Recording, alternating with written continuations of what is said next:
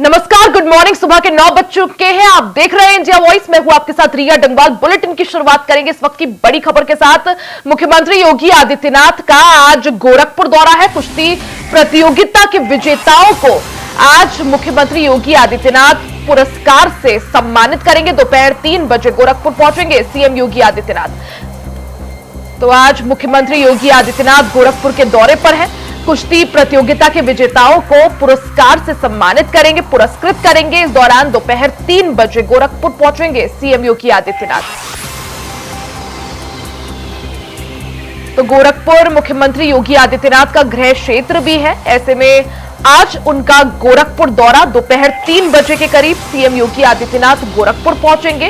इस दौरान वो एक कुश्ती प्रतियोगिता में भी शामिल होंगे और कुश्ती प्रतियोगिता के विजेताओं को पुरस्कार से सम्मानित करेंगे।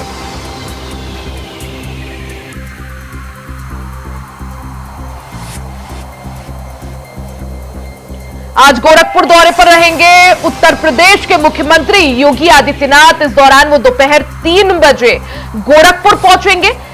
इसके बाद उनके कई सारे कार्यक्रम पहले से निर्धारित है, जिसमें एक कुश्ती प्रतियोगिता में भी सीएम योगी आदित्यनाथ शिरकत करेंगे। इस दौरान कुश्ती प्रतियोगिता के विजेताओं को पुरस्कार देकर सम्मानित भी करेंगे।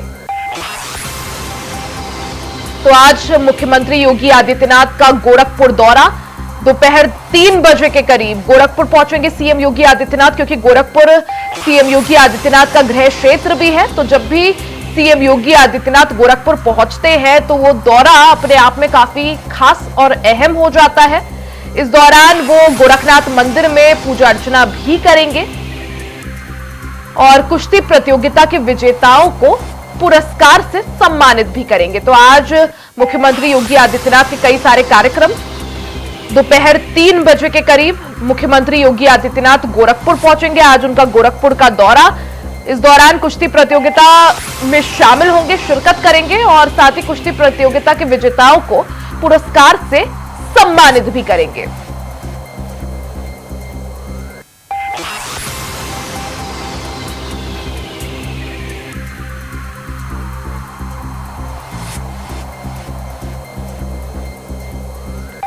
सीएम योगी आदित्यनाथ का आज गोरखपुर दौरा। कुश्ती प्रतियोगिता के विजेताओं को पुरस्कृत करेंगे।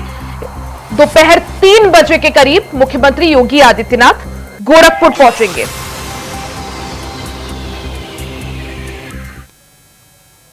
खबरों का सिलसिला जारी रहेगा। यहां रुकेंगे एक छोटे से ब्रेक के लिए, जल्द वापस लौटेंगे, कहीं जाइएगा नहीं। ब्रेक के बाद एक बार फिर से आपका स्वागत है। बात मुख्यमंत्री योगी आदित्यनाथ के गोरखपुर दौरे की कर लेते हैं। आज मुख्यमंत्री योगी आदित्यनाथ गोरखपुर के दौरे पर रहेंगे। इस दौरान वो कई सारे कार्यक्रमों में हिस्सा लेंगे। दोपहर 3 बजे के करीब मुख्यमंत्री योगी आदित्यनाथ गोरखपुर पहुंचेंगे, जिसके बाद वो कुश्ती प्रतियोगिता में शामिल होंगे और कुश्ती प्रतियोगिता के विजेताओं को सम्मानित भी करेंगे।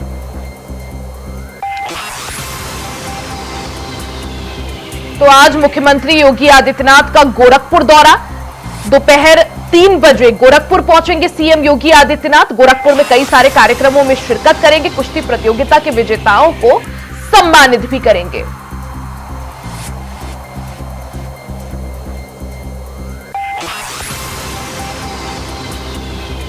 सीएम योगी आदित्यनाथ आज गोरखपुर के दौरे पर रहेंगे। इस दौरान वो कई सारे कार्यक्रमों में शामिल होंगे। दोपहर 3 बजे के करीब सीएम योगी आदित्यनाथ गोरखपुर पहुंचेंगे, जिसके बाद वो कुश्ती प्रतियोगिता में शामिल होंगे। कुश्ती प्रतियोगिता के विजेताओं को पुरस्कार देकर सम्मानित भी करेंगे।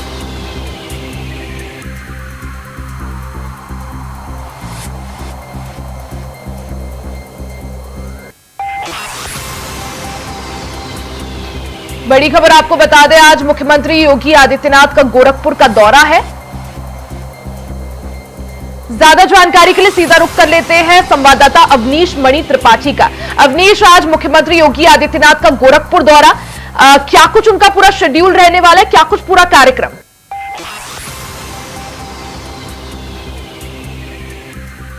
गोरखनाथ मंदिर में कुश्ती प्रतियोगिता रखी गई है, जिसकी अध्यक्षता उत्तर प्रदेश के मुखिया सीएम योगी आदित्यनाथ महाराज करें। हर वर्ष के बाद इस वर्ष भी वो इसकी अध्यक्षता करेंगे और विजेताओं को जो है इनाम से नवाजते भी हैं। आज उत्तर प्रदेश मुख्यमंत्री का जो है एक दिवसीय दौरा है करीब देर शाम वो जो है गोरखनाथ मंदिर पहुंचेंगे, पूजा अर्चना करेंगे। वहीं उत्तर प्रदेश के मुखिया ने जो है आज जो है नागपंचमी के अवसर पे बाबा भोलेनाथ की पूजा अर्चना की है। पूजा अर्चना के बाद जो है पूरे देश और प्रदेश वासियों को शुभकामनाएं भी दी। देर शाम गोरखपुर पहुंचेंगे, कुश्ती प्रतियोगिता में भाग लेंगे। उसकी अध्यक्षता में मुख्यमंत्री की अध्यक्षता में जो है ये कुश्ती आयोजन किया जाएगा। सीनियर कुश्ती आयोजन में जो है दूर दराज से जैसे हर प्रांत से लोग आते हैं और इस कुश्ती में भाग लेते हैं। वहीं मुख्यमंत्री महोदय जो है विजेताओं को इनाम से नवाजते भी। बिल्कुल अवनीश, जिस तरह से आपने कहा कि एक दिवसीय ही दौरा है, दोपहर 3 बजे के करीब पहुंचेंगे, कुश्ती प्रतियोगिता में शामिल होंगे, उसके बाद गोरखनाथ मंदिर भी पहुंचेंगे। गोरखनाथ मंदिर में उनका क्या कुछ कार्यक्रम, जैसा आज नाग पंचमी भी है तो वहां कुछ खास पूजा का कार्यक्रम? जैसे नाथ संप्रदाय के अंतर्गत हर वर्ष की बात जो पूजा होती है, इस वर्ष भी उसकी व्यवस्थाएं की गई हैं। मुख्यमंत्री के आगमन की तैयारियां जोरों पे चले, प्रशासनिक व्यवस्था चार चौबंद है। वहीं मंदिर प्रांगण में जो है इस पूजा अर्चना की व्यवस्थाएं रखी गई हैं। सबसे पहले मुख्यमंत्री महोदय नाथ संप्रदाय के अनुसार जो है गोरखनाथ मंदिर पहुंचकर पूजा अर्चना करेंगे और गौओं की सेवा करेंगे। उसके बाद जो है इस कुश्ती में भाग लेंगे। उसके बाद मुख्यमंत्री की अध्यक्षता में यह कुश्ती आयोजन किया जाएगा। कुश्ती में विजेताओं को जो है मुख्यमंत्री द्वारा जो है पुरस्कार देकर के नवाजा भी है। तो आज ही, क्योंकि एक दिवसीय दौरा है, आज गोरखपुर में ही रुकेंगे गोरखनाथ मंदिर में या फिर वापस लखनऊ रवाना? अगर हम आधिकारिक पुष्टि की बात करें तो प्राप्त जानकारी के अनुसार एक दिवसीय दौरा है और केवल पुष्टि कार्यक्रम की ही जानकारी है। अवनीश, जिस तरह से मुख्यमंत्री योगी आदित्यनाथ का गृह क्षेत्र भी है गोरखपुर, जब भी वो गोरखपुर पहुंचते हैं तो हमेशा कुछ ना कुछ खास होता है। ऐसे में मुख्यमंत्री योगी आदित्यनाथ के गोरखपुर दौरे को लेकर किस तरह से तैयारियां, किस तरह से आयोजन और सुरक्षा व्यवस्था की बात करें, किस तरह से सुरक्षा व्यवस्था के इंतजाम? जैसा कि आप जान रहे हैं कि उत्तर प्रदेश के मुखिया जब अपने गृह जनपद पे होते हैं तो गोरखपुर वासियों को कुछ न कुछ बड़ी सौगात देते हैं। वहीं उत्तर प्रदेश गोरखपुर के जो लोग हैं, मुख्यमंत्री की इस बात को सुनकर के काफी लोग उत्साहित भी रहते हैं और अपनी फरियाद को लेकर के सीएम योगी आदित्यनाथ के साथ पहुंचते हैं और फरियादी भी अपनी बात को रखते हैं। वहीं मुख्यमंत्री भी बढ़ चढ़ के इन फरियादियों को फरियाद भी सुनते हैं। प्रशासनिक व्यवस्था की अगर हम बात करें तो प्रशासनिक व्यवस्था भी चार चौबंद गोरखनाथ मंदिर में गोरखपुर जिले में लगभग जो है निरंतर रहती है। ठीक है अवनीश, बहुत बहुत शुक्रिया जानकारी के लिए।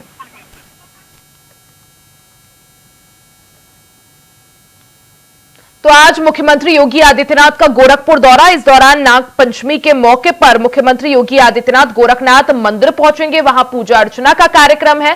साथ ही उसके बाद एक कुश्ती प्रतियोगिता में भी शामिल होंगे। कुश्ती प्रतियोगिता में विजेताओं को सम्मानित भी करेंगे। खबरों में आगे बढ़ते हैं। डिप्टी सीएम केशव प्रसाद मौर्य आज प्रयागराज के दौरे पर रहेंगे। सुबह 11 बजे के करीब शहीद चंद्रशेखर आजाद पार्क पहुंचेंगे डिप्टी सीएम केशव प्रसाद मौर्य। इस दौरान वो काकोरी ट्रेन एक्शन शताब्दी समारोह में शामिल होंगे। 12 बजे सर्किट हाउस में पार्टी कार्यकर्ताओं से वो संवाद करेंगे और 1:30 बजे के करीब प्रयागराज से लखनऊ के लिए रवाना होंगे। तो डिप्टी सीएम केशव प्रसाद मौर्य का आज प्रयागराज का दौरा, इस दौरान वो प्रयागराज में सुबह 11 बजे के करीब शहीद चंद्रशेखर आजाद पार्क पहुंचेंगे, जहां वो काकोरी ट्रेन एक्शन शताब्दी समारोह में शामिल होंगे। 12 बजे के करीब deputy CM Keshav Prasad Maurya circuit house में पार्टी कार्यकर्ताओं से संवाद करेंगे, क्योंकि जिस तरह से यूपी में पूरी तरह से सियासी हलचल तेज है, 10 सीटों पर उपचुनाव होना है। ऐसे में केशव प्रसाद मौर्य भी पूरी तरह से एक्टिव नजर आ रहे हैं। प्रयागराज की जिन सीटों पर उन्हें जिम्मेदारी सौंपी गई है, उपचुनाव का जिम्मा सौंपा गया है, ऐसे में पार्टी कार्यकर्ताओं के साथ उनकी ये जो बैठक है उस पर सबकी निगाहें। साथ ही 1:30 बजे के करीब प्रयागराज से वापस लखनऊ के लिए रवाना हो जाएंगे डिप्टी सीएम केशव प्रसाद मौर्य। ज्यादा जानकारी के लिए सीधा रुख कर लेते हैं संवाददाता शोएब रिजवी का। शोएब, क्योंकि आज डिप्टी सीएम केशव प्रसाद मौर्य का प्रयागराज का दौरा है, क्या कुछ आज का उनका ये कार्यक्रम, किन किन कार्यक्रमों में वो शामिल होंगे? दरअसल आज पूरे प्रदेश में काकोरी एक्शन शताब्दी समारोह मनाया जा रहा है और अगर प्रयागराज की बात करें तो यहाँ पे भी इस पे चंद्रशेखर आजाद पार्क जो है, शहीद चंद्रशेखर आजाद पार्क, उसमें कार्यक्रम होगा जिसमें डिप्टी सीएम केशव प्रसाद मौर्य खुद शामिल होने के लिए आ रहे हैं। वो यहाँ पर उस कार्यक्रम में शामिल होंगे। इसमें कई अलग अलग आयोजन होंगे एक झांकी भी निकाली जाएगी जो सुभाष चौराहे से शुरू होकर के वो बाकायदा चंद्रिका आजाद पार्क तक जाएगी। तो इस तरह से कह सकते हैं कि काकोरी एक्शन कार्यक्रम के लिए कई अलग अलग प्रोग्राम किए जाएंगे और उसके बाद बिल्कुल, यानी तैयारियां पूरी है। लेकिन शोएब, जिस तरह से पार्टी कार्यकर्ताओं के साथ डिप्टी सीएम केशव प्रसाद मौर्य की बैठक भी है, कितनी महत्वपूर्ण ये बैठक, जिस तरह से उन्हें प्रयागराज की सीटों का जिम्मा भी सौंपा गया है उपचुनाव के मद्देनजर? देखिए, दरअसल कहीं ना कहीं बीजेपी के लिए एक बड़ी चुनौती है जो उपचुनाव जब भी होगा, अभी उसकी हालत तारीख घोषित नहीं हुई, तो जो फूलपुर सीट है जहां पर प्रवीण पटेल जो भारतीय जनता पार्टी के विधायक थे, जिन्होंने लोकसभा का चुनाव फूलपुर से लड़ा था और उन्हें जीत हासिल हुई थी, तो ये सीट अब खाली हो चुकी है।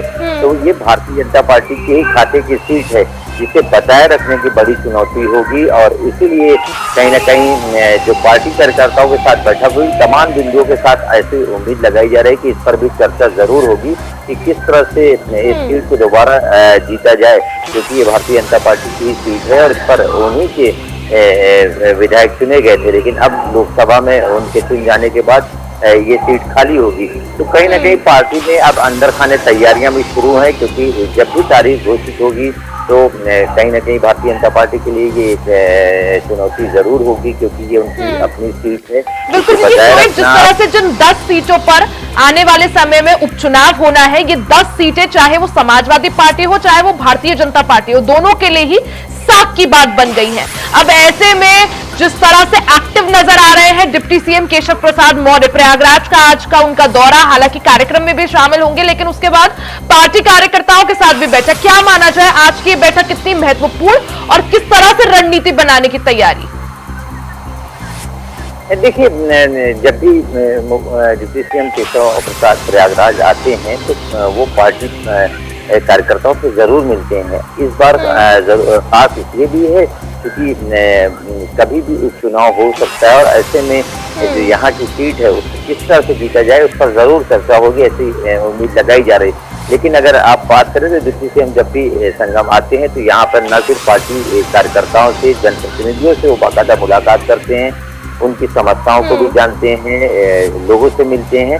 उसी कड़ी में ये मुलाकात कह सकते हैं। लेकिन क्योंकि चुनावी तैयारियां भी अंदर खाने भाजपा की तरफ से जो बाई इलेक्शन होने की उम्मीद है उसको लेकर के चल रही है, तो कहीं ना कहीं एक बैठक में, बातचीत में उन सीट पर किस तरह से रणनीति बनाई जाए, किस तरह से एकजुटता दिखाई जाए।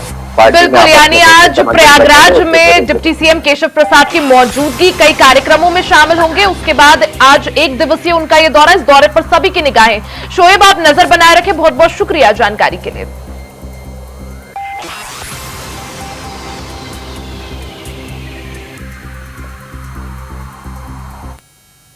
खबरों में आगे बढ़ते हैं, बात पेरिस ओलंपिक की कर लेते हैं। भारत को पेरिस ओलंपिक में 5वां मेडल मिल गया है। जी हां, नीरज चोपड़ा ने जैवलिन थ्रो में सिल्वर मेडल जीता है। नीरज ने 89.45 मीटर भाला फेंककर जीता सिल्वर मेडल। इस दौरान नीरज को लगातार दूसरे ओलंपिक में ये दूसरा मेडल मिला है। पाकिस्तान के अरशद नदीम ने हालांकि इस मैच में गोल्ड मेडल हासिल किया है। अरशद ने 92.97 मीटर भाला फेंककर गोल्ड मेडल अपने नाम किया है। तो तस्वीरें आप देख सकते हैं सीधा पेरिस ओलंपिक से। ये तस्वीरें बीती रात ये मुकाबला नीरज चोपड़ा ने लड़ा था, जिसमें जैवलिन थ्रो में नीरज चोपड़ा ने सिल्वर मेडल हासिल किया है। नीरज चोपड़ा ने 89.45 मीटर भाला फेंककर ये सिल्वर मेडल अपने नाम किया है। वहीं इसी मुकाबले में पाकिस्तान के अरशद नदीम ने पाकिस्तान का झंडा लहराकर गोल्ड मेडल अपने नाम किया है। अरशद ने 92.97 मीटर भाला फेंककर गोल्ड मेडल जीता है। इसी के साथ नीरज चोपड़ा के सिल्वर मेडल के साथ भारत ने 5वां मेडल अपने नाम कर लिया है।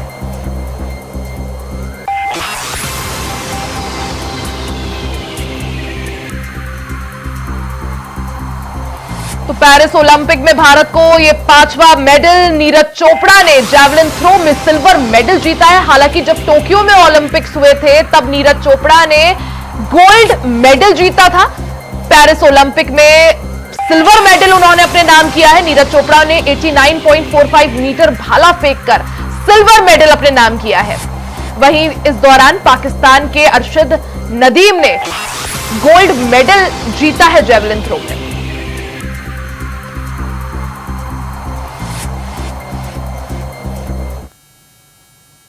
वहीं संसद में वक्फ संशोधन विधेयक पेश किया गया।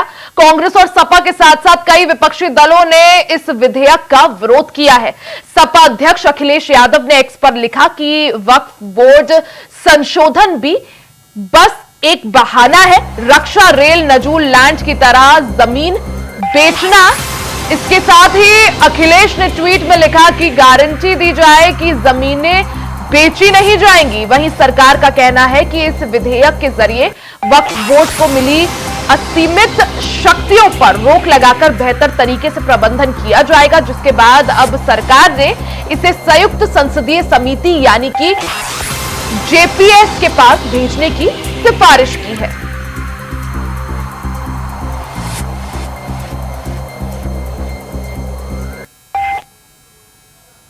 के इंट्रोडक्शन से पहले हमने रूल 72 के तहत स्पीकर को हमने एक नोटिस भिजाया था कि हम इस बिल के इंट्रोडक्शन के खिलाफ हैं। ये कह रहे हैं कि वक्फ बाई यूजर को हम निकाल देंगे। कैसा निकालेंगे, क्यों निकालेंगे आप इसलिए निकालेंगे ताकि आप जितने मस्जिदों पर आरएसएस का दावा है वो छीनना चाह रहे हैं, आप जितने दरगाहों पर राइट विंग हिंदुत्व ऑर्गेनाइजेशन का दावा है, जैसा अपने मुंबई में हाजी मलंग की दरगाह है, छीनना चाह रहे। वक्फ बाई यूजर का आप निकाल कर बोल रहे हैं कि डॉक्यूमेंटेशन लेकर भाई 400 साल का डॉक्यूमेंटेशन रेवेन्यू से नहीं निकलेगा तो क्या करेंगे, आप दे देंगे क्या, चेंज कर देंगे। ये एक सबसे बड़ा डेंजरस जो इसमें सेक्शन है। जो काम यूपीए और कांग्रेस की सरकार नहीं कर सकी, तमाम अनुशंसाओं के बावजूद वो काम नरेंद्र मोदी जी की सरकार कर रही है। मुस्लिम समाज के गरीबों की चिंता हो, बच्चों की चिंता हो, महिलाओं की चिंता हो, मुस्लिम समाज के पिछड़ों की चिंता हो, बोहरा मुसलमान बाकी, तो उसमें क्या दिक्कत है? आपके पास जमीन कितनी है, आपको अकाउंट देने में क्या दिक्कत है? जिस जमीन के आप मालिक हैं उसकी जवाबदारी तय करने में आपको क्या दिक्कत है? हमारी पार्टी बिल्कुल इस अमेंडमेंट बिल के समर्थन में, क्योंकि हमारे जो पार्टी के संस्थापक हैं रामविलास पासवान जी, वो शुरू से ही अल्पसंख्यक वर्ग की बिहार प्रदेश में एक बुलंद आवाज थे। 2004 में उन्होंने एक आवाज उठाई थी कि बिहार प्रदेश का मुख्यमंत्री कोई अल्पसंख्यक वर्ग होना चाहिए। तो 2004 में जब लोग इसकी बात चर्चा भी नहीं कर रहे थे, तब उन्होंने ये बात उठाई थी। तो ऐसा नहीं है, हमारा पार्टी हमेशा अल्पसंख्यक वर्ग के साथ खड़ा रहता है। और आज भी जो वक्फ अमेंडमेंट बिल है, जो 1995 के एक्ट को अमेंडमेंट, जो उसके एक्ट के प्रोविजंस में अमेंडमेंट ला रहे हैं, हम लोग उसके पक्ष में है। जमीन बनाओ का कारोबार पूरे देश में कर रही है और इससे एक तरह से जो हमारे कॉन्स्टिट्यूशन में है, मूलाधिकार है, फंडामेंटल राइट्स है, संविधान की आर्टिकल 25 देखिए, 26 देखिए, तो उनके जो प्रोविजंस है, उनके जो संविधान में जो व्यवस्था है उसके खिलाफ ये बिल है। देखिए, वक्फ बोर्ड अधिनियम में संशोधन एक पारदर्शी, जवाबदेही और समान प्रतिनिधित्व की व्यवस्था के साथ एक प्रभावी कानून बनाने की ओर बहुत ही बड़ा और महत्वपूर्ण कदम है। इस संशोधन के तहत मुसलमान समाज के सभी वर्गों की भागीदारी का इंतजाम किया गया है। 21वीं सदी की जो सबसे महत्वपूर्ण मांग है, the hour of the need, महिलाओं के इंक्लूजन की बात की गई है। तो मुझे ये समझ में नहीं आ रहा है कि विपक्ष को क्या समस्या है, क्या वो महिला विरोधी हैं? सारे हिंदुस्तान को बहुत ही बेसब्री से इंतजार था इस बिल का, so we introduced it today. आज किरण रिजिजू साहब केंद्रीय मंत्री ने जो वक्फ अमेंडमेंट एक्ट पार्लियामेंट में लाने का काम किया है, सभी लोग और खास करके मुस्लिम समाज के लोग इसका तहे दिल से स्वागत करते हैं। ये एक pro good governance, pro transparency, pro women, pro participation, pro inclusivity और प्रो पुअर मुस्लिम कदम है। ये एंटी लैंड ग्रैबिंग, ये एंटी लैंड माफिया और एंटी करप्शन है। इसीलिए हम इसका स्वागत करते हैं। हमारी भी डिमांड थी कि इसको जेपीसी में रखा जाए। जिस तरह से हड़बड़ी में ये सरकार इस बिल को लेके आई है, बिना रिसर्च किए हुए, बिना अपनी तैयारी पूरा किए हुए, तो मुझे लगता है मंत्री महोदय भी कंफ्यूज थे और सरकार भी कंफ्यूज थी। जिस तरह से ऑपोजिशन जो प्रश्न उठा रहे थे उसका उनके पास जवाब नहीं था। और एक बार कमेटी के पास गई तो हमारा भी डिमांड था, कमेटी के पास गई, बहुत सारे ऐसे बिंदु हैं जिस पे चर्चा नहीं हुई है, कोई राज्यों से इस पे चर्चा नहीं गई है। जो मेंबर्स हैं, जो मुस्लिम माइनॉरिटीज, जो सरकार कह रही है, ये दावा कह रही है कि हमने बहुत रिसर्च किया है, बहुत लोगों से बुला के बात की, लेकिन ऑपोजिशन को ऐसा लगता नहीं है कि किसी तरह से बात की गई। अगर बात की गई होती और एक ठोस कुछ निकल के आता तो आज ये बिल पास हो जाता। इसी के साथ इस बुलेटिन में फिलहाल के लिए सिर्फ इतना ही। खबरों का सिलसिला जारी रहेगा, बने रहे हमारे साथ।